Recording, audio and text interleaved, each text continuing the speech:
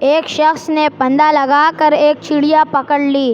چڑیا نے بڑی جلد بازی سے کہا، تم نے آج تک کئی بکرے، دمبے اور مرغ کھائے ہیں، مجھ چھوٹی سی جان سے تمہارا کیا بنے گا؟ مجھے چھوڑ دو۔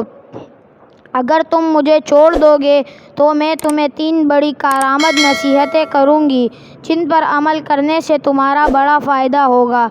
ایک نصیحت تو نک تمہارے ہاتھ پر کروں گی، دوسری جب دیوار پر جا بیٹھوں گی، اور تیسری اس وقت جب درخت کی شاخ پر جا بیٹھوں گی۔ شکاری نے یہ بات مان لی اور چڑیا کو ہاتھ پر بٹھا کر پوچھا، بتا پہلی نصیحت کیا ہے؟ چڑیا بولی، میری پہلی نصیحت یہ ہے کہ جو بات نہ ہونے والی ہو اسے ہرگز نہ مانو۔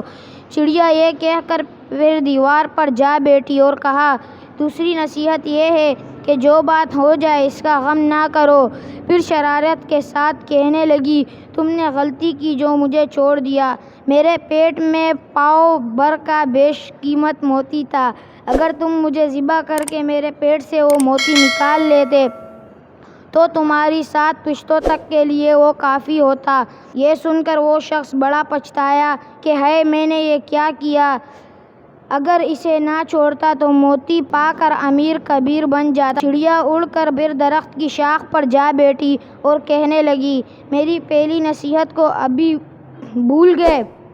میں نے پہلی نصیحت یہ کی تھی کہ جو بات نہ ہو سکنے والی ہو اسے ہرگز نہ مانو، مگر تم نے یہ کیسے مان لیا کہ مجھ چھوٹی سی چڑیا کے پیٹ میں پاؤ بھر کا موتی ہوگا؟ یہ بات ممکن ہی کب ہے؟